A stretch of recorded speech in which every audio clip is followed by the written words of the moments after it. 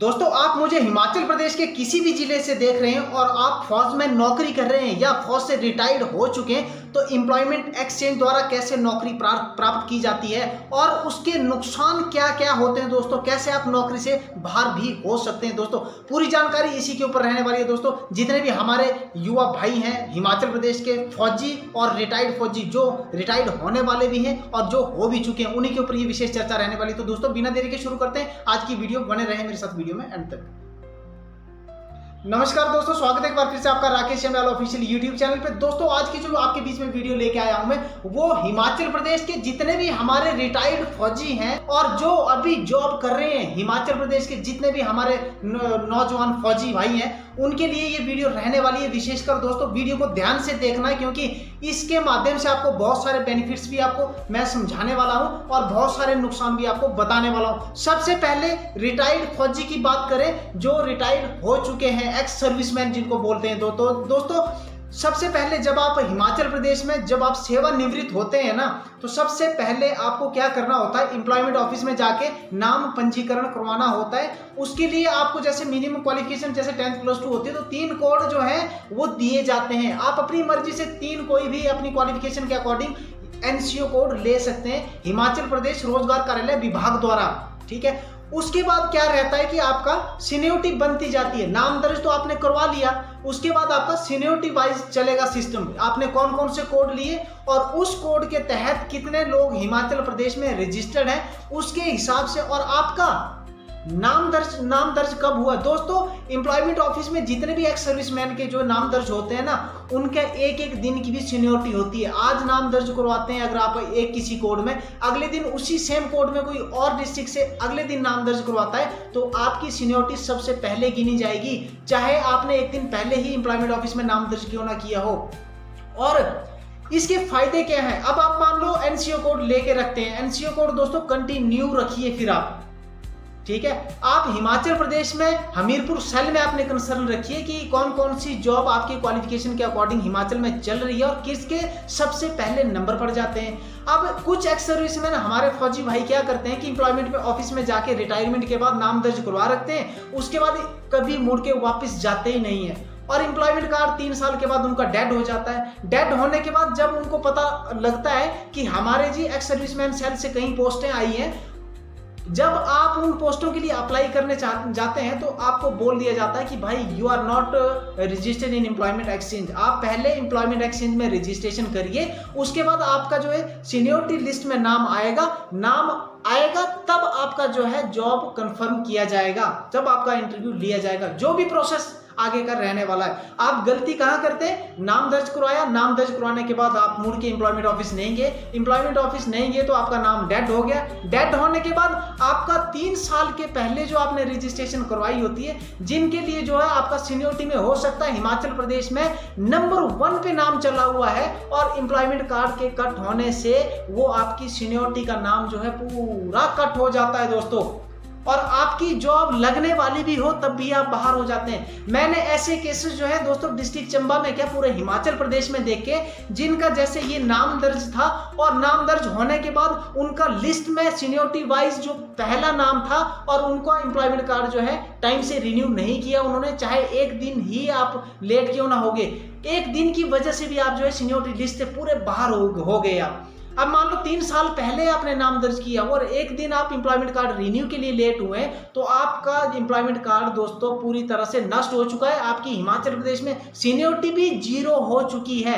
अब आपका जो पहले सिरे से पंजीकरण होगा, पंजीकरण नंबर तो आपको वही दिया जाएगा, लेकिन डेटें सब चेंज हो जाएगी। अगर आपका एम्प्लॉयमेंट कार्ड कट हो जाता है तो डेटें चेंज होने का मतलब है कि आप 3 साल पीछे चले गए। आपने जो 3 साल पहले रजिस्ट्रेशन करवाई थी ना, और एम्प्लॉयमेंट कार्ड कट होने के बाद आप रजिस्ट्रेशन करवाने जा रहे हैं ना दोस्तों, तो पुरानी सीनियोरिटी सारी आपकी मिट्टी होगी और आपको नए सिरे से अब जो है 3 साल में, अब देखो हिमाचल प्रदेश में कितने नौजवान फौजी भाई रिटायर हुए हैं और उनका किस तरीके से उन्होंने कितने कोड लिए होंगे, जो सेम कोड आपने भी लिए होंगे।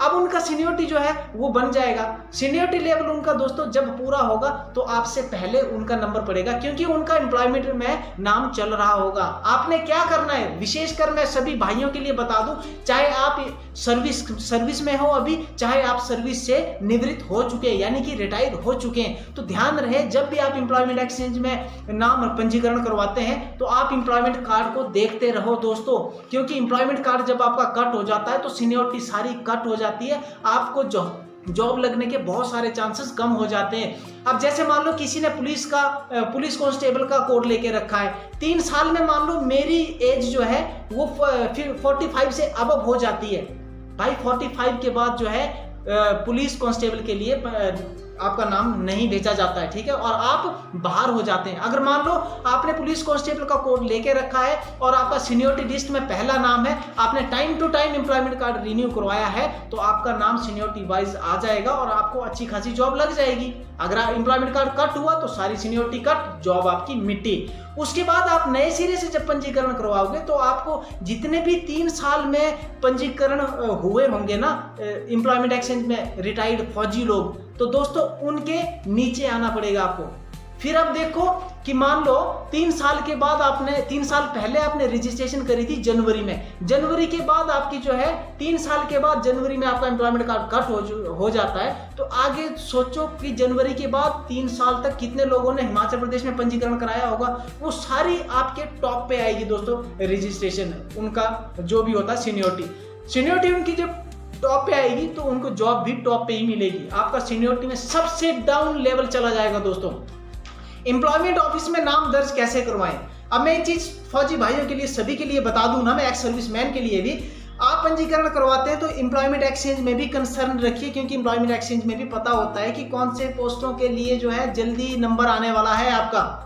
आप उन कोडों को चूज करिए। आप ऐसा नहीं होता है कि आपने एक बार नाम पंजीकरण करवा दिया, दोबारा आप कोई कोड नहीं ले सकते हैं, आप दोबारा कोड भी ले सकते हैं। आपको अगर आवश्यकता है, आपको अगर पता लगता है कि किसी कोड के अंतर्गत जो वैकेंसियां आई हैं, आप वो कोड पहले ही एडवांस में लेके रख लो, हो सकता है कि आपका उस कोड लेने से जो है जल्दी नंबर पड़ जाए। अब आप लोग क्या करते हैं, जाके नाम पंजीकरण करवा लेते हैं, फिर आया नंबर तब भी ठीक है, नहीं आया तब भी ठीक है। हिमाचल प्रदेश में ऐसे बहुत सारे लोग हैं जिनको इस प्रोसेस के बारे में पता नहीं होता है कि हमें पोस्टों के हिसाब से कोड भी चेंज करवाने चाहिए, ताकि आपको जल्दी से जल्दी नौकरी लगे, जल्दी से जल्दी आपको उसमें अपडेट मिलती रहे और तमाम जो जितनी भी वैकेंसीज रहती है उनको आप अप्लाई कर सकें, जॉब के लिए इंटरव्यू में कंडक्ट हो सकें आप। अब यहाँ पे क्या करना है, आपने सावधानियां क्या रखनी चाहिए आपने जब आप एम्प्लॉयमेंट एक्सचेंज में रजिस्टर्ड हो जाते हो। तो सबसे पहले तो आज जैसे मान लो किसी ने जुलाई 2025 में नाम दर्ज करवाया है, तो जुलाई 2028 में नाम दर्ज दोबारा से एम्प्लॉयमेंट कार्ड रिन्यू होगा आपका। लेकिन उसके बीच में अगर मान लो आप कोई क्वालिफिकेशन ऐड करते हैं जिस भी महीने में, तो आपका 3 साल तक और एक्सटेंड हो जाता है एम्प्लॉयमेंट कार्ड। लेकिन अब मान लो आपकी जुलाई में आपने एंट्री करी है, जुलाई 25 में, जुलाई 28 में तक आपने बीच में कोई भी क्वालिफिकेशन ऐड नहीं की है, तो जुलाई आपका 28 में एम्प्लॉयमेंट कार्ड रिन्यू होगा। जुलाई के बाद आपको 2 महीने अतिरिक्त दिए जाएंगे, यानी कि जब आपकी रिन्यूअल मंथ होता है ना दोस्तों, उसके 2 महीने और एक्स्ट्रा दिए जाते हैं आपको एम्प्लॉयमेंट कार्ड रिन्यू करने के लिए। अगर उस दौरान भी आप अपना पंजीकरण रिन्यू नहीं करवाते हैं तो आपका एम्प्लॉयमेंट कार्ड डेड हो जाता है। एम्प्लॉयमेंट कार्ड दोस्तों ऐसा भी होता है कि कोई फौजी भाई बाहर होते हैं, एम्प्लॉयमेंट ऑफिस नहीं पहुंच सकते हैं और एम्प्लॉयमेंट कार्ड रिन्यू नहीं होता उनका, तो आपने टेंशन नहीं लेनी है। आपके भाई का यूट्यूब चैनल है, प्लेलिस्ट में जाओ, ऑनलाइन आप एम्प्लॉयमेंट कार्ड रिन्यू कर सकते हो और इन्फॉर्म आप एम्प्लॉयमेंट ऑफिस के लिए कर सकते हो कि हमने ऑनलाइन रिन्यू कर रखा है और इसको जो है कार्ड को देख लें। या तो नहीं भी देखना है तब भी कोई झंझट वाली बात नहीं है, एम्प्लॉयमेंट ऑफिस वाले खुद रिकॉर्ड चेक करके आपका देख लेंगे कि ऑनलाइन किसी का एम्प्लॉयमेंट कार्ड रिन्यू हुआ है, तो वहां पे एंट्री कर लेंगे वो, ठीक है। अब आपको सभी प्रकार के नुकसान भी बताता हूं मैं। एम्प्लॉयमेंट ऑफिस में अगर नाम दर्ज करवाया है आपने तो उसको देखते रहें, उनकी रिन्यूअल डेट देखते रहें। अगर रिन्यू डेट खत्म हो जाती है, सारी सीनियरिटी खत्म हो जाती है, आपको जॉब लगने से बिल्कुल आप बाहर हो जाते हैं, तो आपने ऐसा नहीं करना है। एम्प्लॉयमेंट ऑफिस में अगर आपने रजिस्ट्रेशन करवा रखी है तो टाइम टू टाइम आप कोई नए कोड भी लेते रहिए। नए कोड दोस्तों मैं एक चीज और बता दूं कि अगर आप नया कोड लेते हैं, एक तो जनरल कैटेगरी में आप रखिए अपना कोड, क्योंकि जितनी भी हिमाचल प्रदेश में जनरल वैकेंसीज रहती है वो उस कोड के माध्यम से आपका नंबर आएगा ही आएगा। अगर आप सिलेक्ट करके कोड लेते हैं ना, जैसे मान लो फॉरेस्ट का ले लिया, पुलिस का ले लिया, पटवारी का ले लिया, तीनों कोड आपने अपने हिसाब से ले लिया ना, तो जनरल का एक भी कोड नहीं रखा आपने, तो आपका इस 3 फील्ड में ही नाम आएगा। आपका जनरल वैकेंसी में किसी भी पोस्ट के लिए अप्लाई नहीं कर सकते आप, ना ही आपका नाम आएगा। अगर आप मान लो एक जनरल कोड रहने देते हैं, दूसरा ले लेते हैं, मान लो पटवारी का ले लिया, तीसरा आपने फायर फाइटर्स का ले लिया आपने, तो आपका फायर फाइटर्स में भी सीनियरिटी वाइज नाम आएगा, फॉरेस्ट गार्ड का भी आएगा जैसे आपका, और जो जनरल कोड लिया होगा उसमें हर प्रकार की वैकेंसी आएगी और आपका जो नंबर जो है पक्का लग जाएगा। तो दोस्तों ये चीज आपको पता नहीं होती है। एम्प्लॉयमेंट एक्सचेंज का बहुत बड़ा रोल रहता है, क्योंकि आपका एम्प्लॉयमेंट कार्ड डेड होने से आप नौकरी के बाहर हो जाते हैं। तो ध्यान रखिए दोस्तों, सावधान रहिए, सतर्क रहिए। कोई भी आपको जानकारी चाहिए हो, राकेश चमेला ऑफिशियल यूट्यूब चैनल पे हमेशा कमेंट करें। आपका जो है यथोचित जो है प्रावधान किया जाएगा आपकी समस्या का, जो भी आपकी समस्या होगी घर बैठे आपको सोल्यूशन दिया जाएगा। और एम्प्लॉयमेंट एक्सचेंज के रिगार्डिंग चैनल है, आपके घर में कोई भी ऐसा कैंडिडेट हो जिसका एम्प्लॉयमेंट में नाम दर्ज करवाना चाहते हैं, आप चैनल की प्लेलिस्ट में जाओ और घर बैठे एम्प्लॉयमेंट एक्सचेंज का सारा काम करो, क्योंकि लाइव डेमो के साथ मेरे यूट्यूब चैनल की प्लेलिस्ट में ऐड कर रखी है मैंने वीडियो। और हिमाचल प्रदेश का एकमात्र ऐसा चैनल है जहां पे एम्प्लॉयमेंट एक्सचेंज का सारा काम एक ही जगह आपको मिलने वाला है। तो दोस्तों इस इंफॉर्मेशन को ज्यादा से ज्यादा फौजी भाइयों तक पहुंचाएं, ताकि वो इसके बारे में अवेयर हो सके और आने वाले समय में किसी का भी नुकसान ना होने पाए। तो दोस्तों मिलते हैं किसी ऐसी अच्छी जानकारी के साथ नेक्स्ट वीडियो में, तब तक के लिए नमस्कार, जय हिंद, जय हिमाचल।